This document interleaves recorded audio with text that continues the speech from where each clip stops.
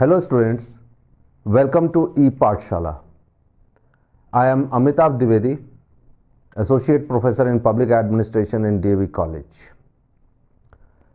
Accountability and transparency are considered to be key elements in making governments credible and truly representative of the masses.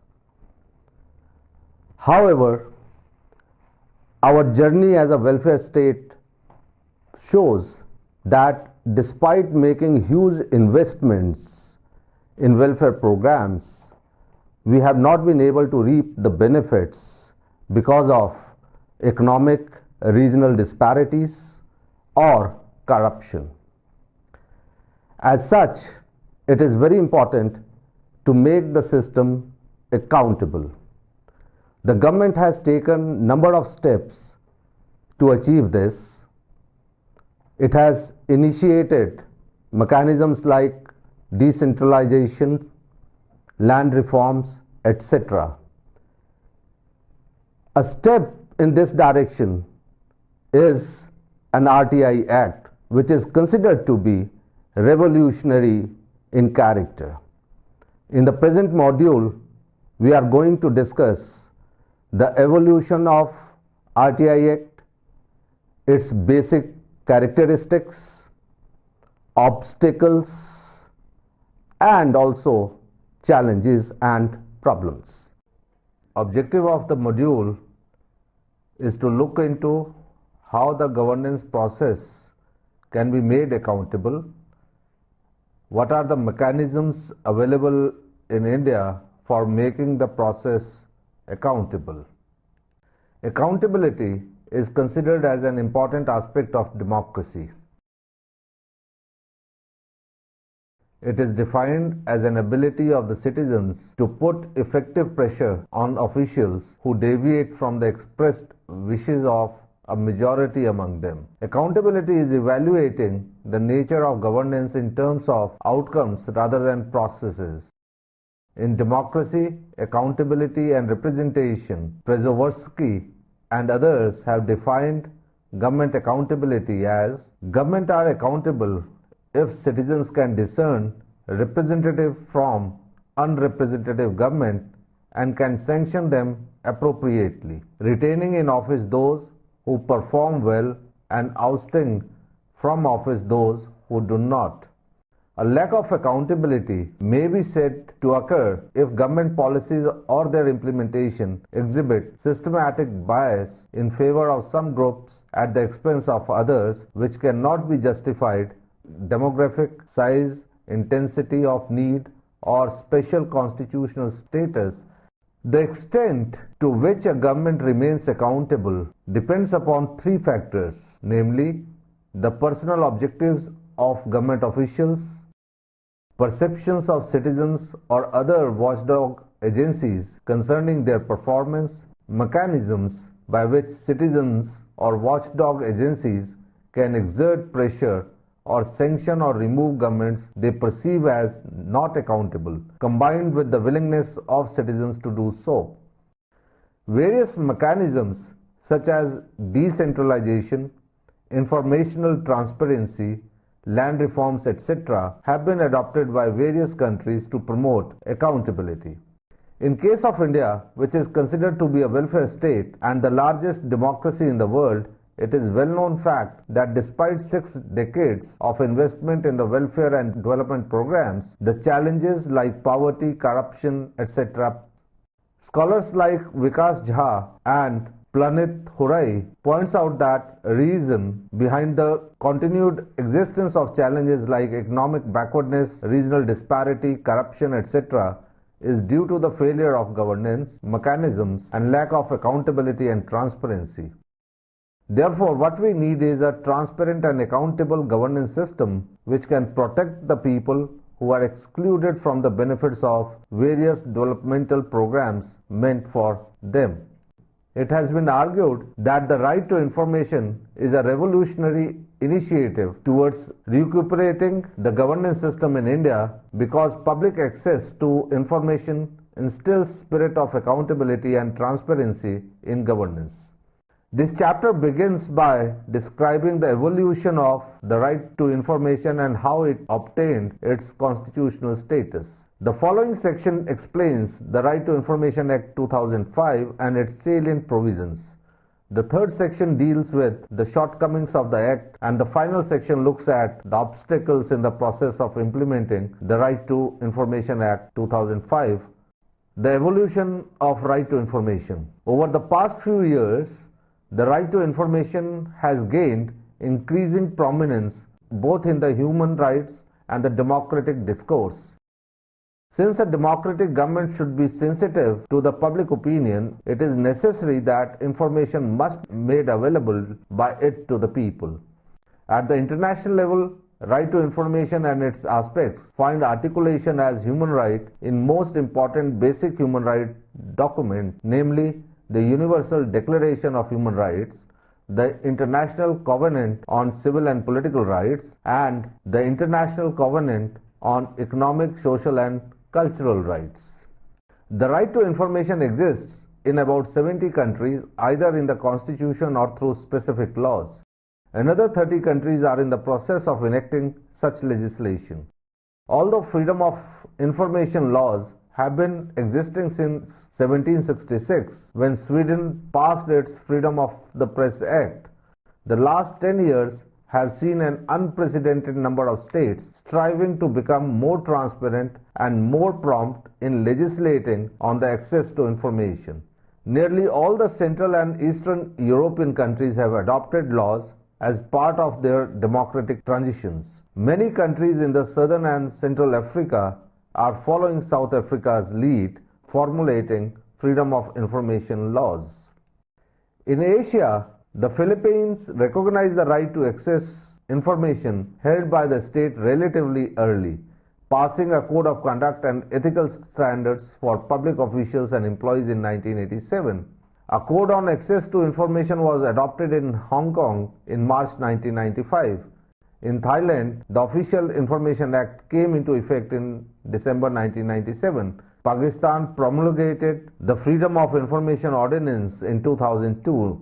Nepal was the second country in the region after India to introduce the full-fledged right to information in the form of Right to Information Act in July 2007. Though the act not effectively implemented, Bangladesh recently in 2009 notified Right to Information Act in the Gazette. In case of India, various Indian laws provide for the right to access information in specific contexts. Section 76 of the Indian Evidence Act 1872 requires public officials to provide copies of public documents to anyone who has the right to inspect them. Similarly, the Factories Act 1948 provides for compulsory disclosure of information to factory workers regarding dangers including health hazards and measures to overcome such hazards arising from their exposure to dangerous materials. Regardless of these provisions, the system of governance in India has traditionally been opaque, with the state retaining the Colonial Official Secrets Act and continuing to operate in secrecy at the administrative level. The Official Secret Act, enacted in 1923, still retains its original form, apart from some minor amendments in 1967. At the outset, it may be said there was no specific right to information in the Constitution of India. The right to information has been read with the fundamental rights. The right to freedom of speech and expression, Article 19, Subclause 1A, and the right to life and liberty, Article 21, contained in the Chapter 3 of the Constitution. Right to information's journey for constitutional status. The development of the right to information as a part of the constitutional law of the country started with the petition of the press to the Supreme Court for the enforcement of certain logical implications of the right to freedom of speech and expression, such as challenging government orders for control of newsprint, bans on distribution of papers, etc. in the case of Bennett Coleman and Company versus Union of India. In this case, the petitioners, a publishing house bringing out one of the leading dailies, challenged the government's newsprint policy, which put restriction on acquisition, sale and consumption of newsprint. This was challenged as restricting the petitioner's right to freedom of speech and expression. The court struck down the newsprint control order, saying that it directly affected the petitioner's right to freely publish and circulate their paper, in that it violated their right freedom of speech and expression. The Supreme Court in S.P. Gupta versus Union of India 1982, decided by 7-judge bench, added a fresh liberal dimension to the need of disclosure in matters relating to public affairs. In the instant case, it was decided that in regard to the functioning of the government, disclosure of information must be the ordinary rule, while secrecy must be an exception, justifiable only when it is demanded by requirement of public interest. It was considered that there are certain cases of documents which are necessarily required to be protected, such as cabinet minutes, documents concerning the national safety, documents which affect diplomatic relations or relate to state secrets of the highest importance, and the like, in respect of which court would ordinarily uphold government's claim of privilege. Even these documents have to be tested against the basic guiding principle, which is that whenever it is clearly contrary to the public interest for a document to be disclosed, and then alone it is in law immune from disclosure.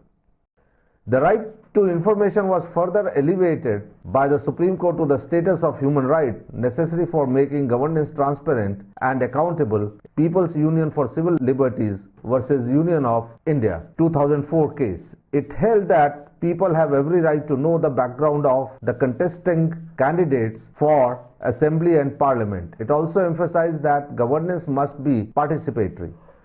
The overall impact of the above mentioned decisions has been to establish clearly that the people's right to know is embedded in the provisions guaranteeing fundamental rights in the Constitution. People's struggle for right to information. Objections to the Official Secret Act have been raised ever since 1948. But it was only in 1977 that working group was formed by the Janata Party government to look into the possibilities of amending the Official Secrets Act. It was another thing that the working group did not recommend any changes. In 1989, VP Singh's National Front government came to power and declared its decision to make right to information a fundamental right. A committee was set up by the government which recommended the limiting the areas where government information could be hidden and opening up all other spheres of information. Unfortunately, no legislation was followed from the recommendations of the committee. Finally, the focus of citizens groups shifted from demanding merely an amendment to Official Secrets Act to its replacement by a comprehensive legislation towards right to information. The first initiative for the right to information was taken by a mass-based organization called the Mazdoor Kisan Shakti Sangathan in our early 90s in a very backward region of Rajasthan, Bhim Tehsil. This agitation for transparency was started by asking for the copies of bills and vouchers and the names of the persons who have been paid wages mentioned in the muster rolls for construction of schools, dispensaries, small dams and community centers in the block development and panchayat offices. MKSS organized several Jan Sunwai between December 1994 and April 1995 in Rajasthan. The grassroots movement spread very fast to other areas of Rajasthan and to other states, establishing firmly that information is power and people should have the right to official information. Subsequently, the National Campaign for People's Right to Information was formed in the late 1990s, became a broad-based platform for action. As the campaign gathered momentum, it became clear that the right to information had to be legally enforceable. It was demanded that the information that cannot be denied to the parliament or state legislatures cannot be denied to citizens either. In 1996, Justice P.B. Sawant, the chairman of the Press Council of India, drafted the bill keeping in view the dire need of the day and the observations made by eminent persons that in democracy it is the people who are the masters and those utilizing public resources and exercising public power are their agents. The drafts bill was submitted to the Government of India on 1996. In this bill, information was defined as in fact relating to the affairs of the public body and is included any of the records relating to its affairs. The next step came forward in the form of the Consumer Education Research Council draft. In line with the international standards, it gave the right to information to anyone except alien enemies, whether or not they are citizens. The draft provided for the outright repeal of the Official Secret Act. This draft did not make it through Parliament either. Finally, in 1997, a conference of chief ministers resolved that the central and the state governments would work together on transparency and the right to information. Following this, the centre agreed to take immediate steps in consultation with the states to introduce freedom of information legislation along with amendments to the Official Secret Act and the Indian Evidence Act before the end of 1997. In 1997, two states, Tamil Nadu and Goa, passed the right to information legislation. Keeping in view the burning problem, the Department of Personnel, Government of India constituted a working group on January 2, 1997 under the chairmanship of bureaucrat and consumer activist H.D. Shourie to draft legislation for the consideration of the government. The Press Council of India, the Press Institute of India, the NCPRI and the Forum for Right to Information unanimously submitted the resolution on February 20, 1998 to Government of India for amending the proposed bill. The BJP-led Democratic Alliance reworked on the Shourie's draft to finalize the Freedom of Information Bill 2000. It was introduced in Lok Sabha on July 25, 2000. However, after the President's signature, this act could not be notified in the government budget. Right to Information and its provisions. Right to Information Act 2005 was passed by both the houses in the summer session of the Parliament and received assent of the President on June 15, 2005. Around 150 amendments were introduced in the original draft. The Act replaces relatively weak and ineffective legislation, the Freedom of Information Act 2002.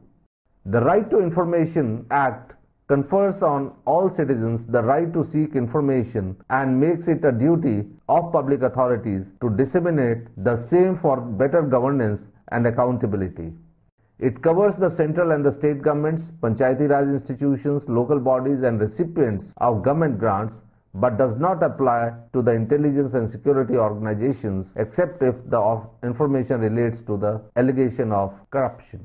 Salient features of the Right to Information Act 2005. It applies to public authorities established or constituted by or under the Constitution by any law made by the appropriate government or any other body owned, controlled or substantially financed directly or indirectly by the appropriate government and includes non-government organizations substantially financed by the government. The ambit covers even the private bodies and their information can be assessed through the controlling public authority. The Act provides that information of the third party can be assessed after giving 10 days notice to the third party.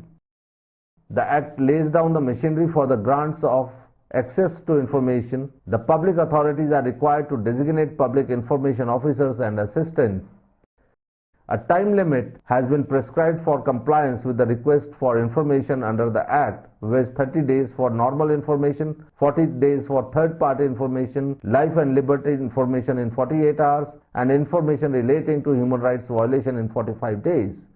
The Act provides that in case of PIO rejects the application, he or she is bound to give reasons of such rejection. The period within which one can appeal against such rejection may be referred, as well as the particulars of the appellate authority.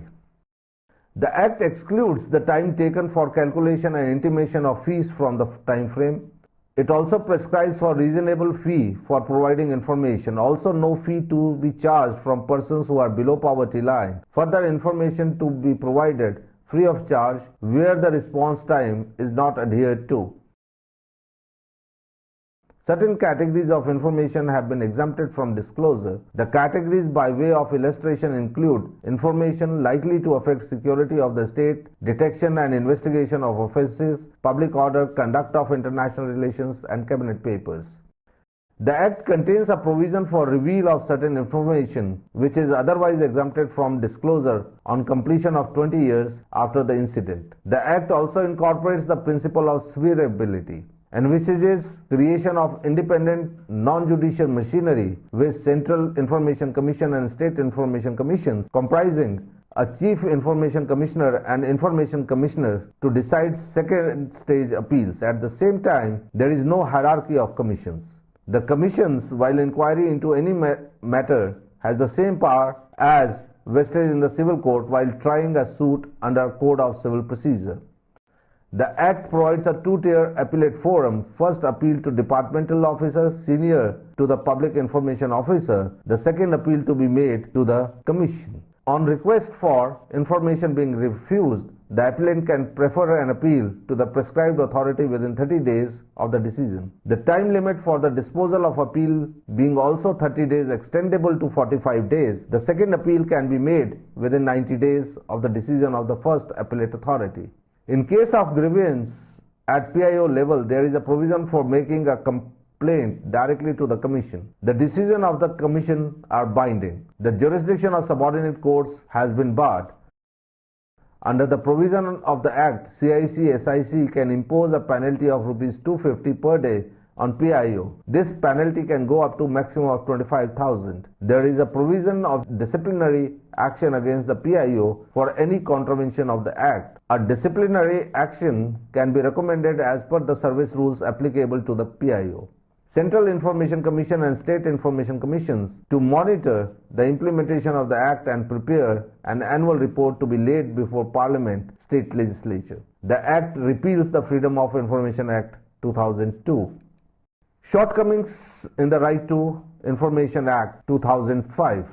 The first drawback of the Act is that it is not clear about the role of first appellate authority. The Section 19(1) provides for the designation of the appellate authority at the public authority level, who is an officer senior in rank to the public information officer. However, the Act is silent about the powers and functions of the first appellate authority. As a result, there is a confusion about the role and responsibility of the first appellate authority. Moreover, the Act does not, in a way, make the first appeal mandatory when it says that any person aggrieved by the decision of the PIO may prefer an appeal to such officer who is senior in rank to him or her. In general perception, an applicant is supposed to appeal with the Information Commission only after he or she has exhausted all the options. Second, the Act is not clear about the procedure of appeal. Section 19, subclause 9 of the Act says that Information Commission shall give notice of its decision, including right to appeal to the complainant and the public authority. It does not make clear whether the right to appeal can be exercised at the Commission level itself. Third, the grounds of complaint under Section 18 and for an appeal under Section 19 are overlapping. Fourth, unlike the time limit of the first appellate authority for giving decisions on appeal, the Act does not provide for any time limit for information commissions to decide the appeal. Fifth, while interpreting the provisions of the Act, the phrase public interest has been used liberally but not defined anywhere in the Act. It is clear from Section 8 that most or all exemption provisions should pass through a public interest balancing test, which require disclosure if the public interest consideration favoring disclosure outweigh those favoring non-disclosure. Obstacle in the process of implementation of Act is low public awareness. The Section 26 of the Act states that the appropriate government may develop and organize educational programs to advance the understanding of the public, especially disadvantaged communities, regarding how to exercise the rights contemplated under the Act. However, various studies show that while on the one hand, the nodal departments have not undertaken any substantial steps to promote the RTI Act, On the other hand, some SICs like SIC Odisha and SIC Andhra Pradesh have been promoting the usage of the Act through seminars and discussions at district level. The efforts made by the appropriate governments and public authorities have been restricted to publishing of rules and FAQs on websites. These efforts have not helpful generating mass awareness of the RTI Act. Second is the constraints faced by the citizens in filing application. Under Section 6 of the RTI Act, PIOs are required to provide reasonable assistance to the applicant in drafting and submission of the application. Similarly, under Section 26 of the RTI Act, the appropriate government is expected to publish and distribute user guides for information seekers. However, it has been observed that nodal departments have not published these guides. Third hurdle is the inconvenient payment channels for submission of application fees.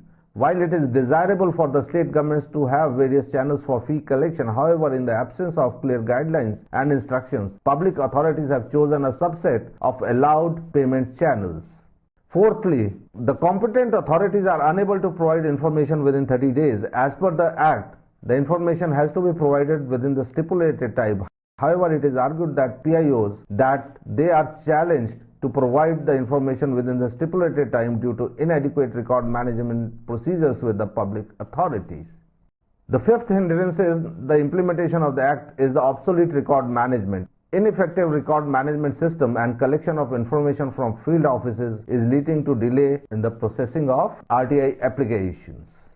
To conclude, we can say that RTI Act is considered to be a watershed development in making our country really democratic, especially in relation to rural governance.